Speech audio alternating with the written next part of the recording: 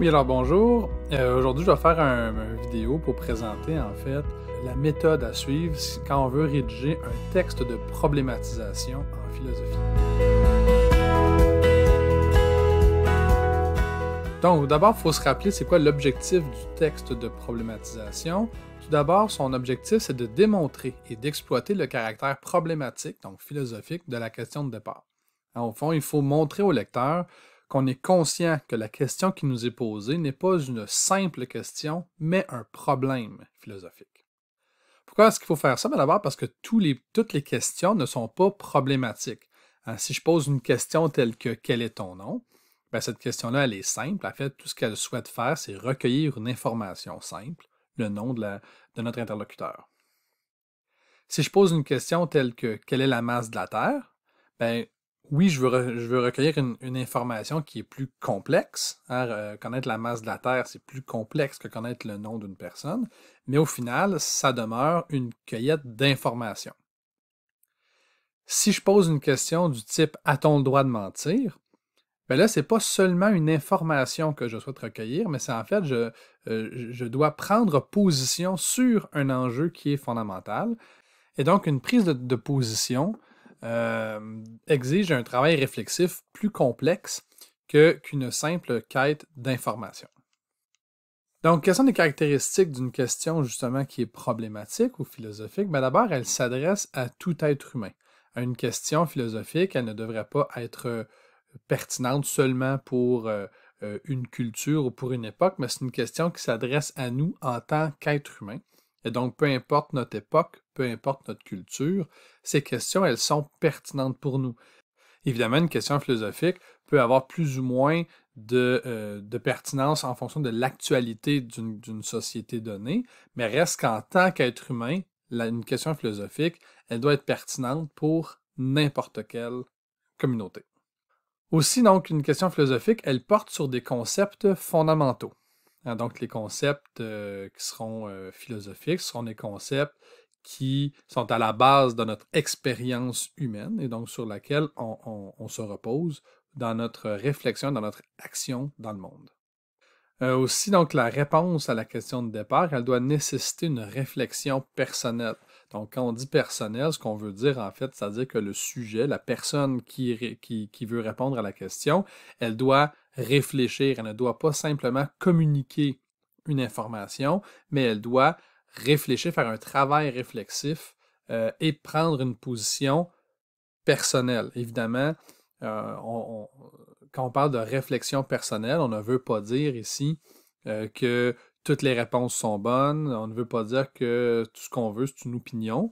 Ça veut simplement dire que la réponse, elle est le résultat d'un travail personnel, mais ce travail personnel-là, il doit quand même répondre à des exigences rationnelles qui, elles, sont objectives.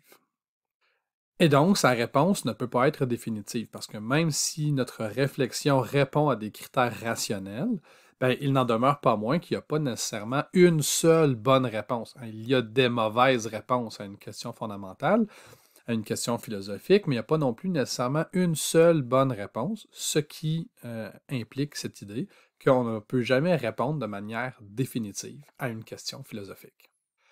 Finalement, sa réponse ne peut pas se limiter à oui ou non, à une question philosophique, puisqu'elle est fondamentale, puisqu'elle est problématique, mais on ne peut pas simplement répondre oui ou non. Nécessairement, on doit nuancer notre point de vue, on doit l'expliquer, on doit le préciser. Un simple oui ou non n'est pas une réponse suffisante. Et donc, dernière chose, une question philosophique ne se contente pas de ce qui est évident. En fait, la réponse, on voudra dépasser le préjugé. On voudra s'assurer que notre réponse, elle ne correspond pas simplement à une réflexion spontanée, mais à une réponse qui serait réfléchie, qui serait critique et donc qui dépasse l'évidence. La question problématique ou philosophique, elle permet une meilleure compréhension de notre expérience humaine. Au fond, pourquoi est-ce qu'on se pose une question philosophique? C'est parce qu'on veut mieux comprendre c'est quoi être humain, c'est quoi les caractéristiques de l'expérience d'être humain. Et donc, y répondre va nous aider à mieux comprendre notre monde, à ça va contribuer à notre quête de sens individuel. Donc, les sous-objectifs du texte de problématisation, en fait, c'est d'appliquer les caractéristiques d'une question problématique à la question de départ. Donc, il ne faut pas simplement énumérer les caractéristiques d'une question philosophique, mais il faut dire en quoi la question qui nous est posée, en quoi est-ce qu'elle répond à ces caractéristiques-là. Il faut démontrer la nécessité de clarifier les concepts centraux. Encore une fois, il ne faut pas simplement les clarifier, les concepts centraux, mais il faut dire pourquoi ces concepts particuliers-là, ceux de la question qui vous a été donnée, pourquoi ces concepts-là, eux, ont besoin d'être clarifiés. Il faut aussi démontrer la nécessité de répondre à des sous-questions avant de répondre à la question de départ. Dans le fond, pourquoi est-ce qu'on ne peut pas répondre simplement par oui ou non à la question de départ? C'est parce qu'elle vient avec plein d'autres problèmes, plein d'autres sous-questions. Et donc, il faut démontrer justement que ces sous-questions-là, elles sont importantes, elles sont nécessaires pour répondre à la question de départ. Et aussi, il faut démontrer en fait la possibilité d'une grande variété de réponses possibles. Donc, pourquoi est-ce qu'on ne répond pas simplement par oui ou non? Ben, c'est parce qu'en fait, il y a plusieurs réponses possibles. Donc, il faut démontrer justement le fait qu'il y a plusieurs réponses possibles et que ces réponses, elles sont pertinentes, qu'elles sont valables, que ce n'est pas juste des hypothèses logiques, mais que ce sont de véritables hypothèses de recherche qu'il faut évaluer dans notre réflexion sur la question qui nous a été soumise. Comme pour n'importe quel texte, le texte de problématisation est une situation de communication et donc vous devez, dans une situation de communication, vous représenter votre destinataire. À qui est-ce que ce texte s'adresse? Donc d'abord, l'image que vous devez vous faire de votre lecteur, c'est quelqu'un qui ne sait pas ce qu'est une question problématique, donc une question philosophique. C'est pour ça que vous devez lui expliquer. Vous ne devez pas présupposer que votre lecteur, c'est votre professeur, il sait c'est quoi la philosophie, je n'ai pas besoin de lui expliquer. Donc votre lecteur, votre destinataire, votre lecteur idéal, ce n'est pas votre enseignant, c'est quelqu'un qui ne sait pas justement qu'est-ce que c'est qu'une question problématique. Vous devez aussi vous représenter votre lecteur comme quelqu'un qui ne connaît pas précisément le sens des concepts centraux de la question de départ.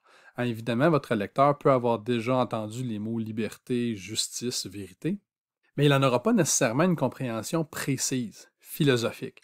Et donc, c'est votre travail de l'aider à mieux comprendre le sens de ces concepts-là. Votre lecteur aussi, vous devez vous le représenter comme quelqu'un qui n'a pas pris conscience des informations qu'il a besoin d'obtenir pour bien répondre à la question. Donc, c'est la raison pour laquelle vous produisez des sous-questions à votre lecteur. Il n'a pas bien compris tous les enjeux de la question de départ et vous devez justement l'aider à prendre conscience de ces enjeux-là et des informations dont il aura besoin pour bien répondre à la question de départ. Finalement, votre lecteur, vous devez vous le représenter comme quelqu'un qui envisage spontanément les réponses oui ou non. Donc, évidemment, votre lecteur, il est assez intelligent pour savoir qu'une réponse peut recevoir une réponse oui ou une réponse non, mais vous devez lui montrer qu'il y a bien plus que ça à répondre et qu'il y a quand même une nécessité d'aller au-delà de ces réponses simples.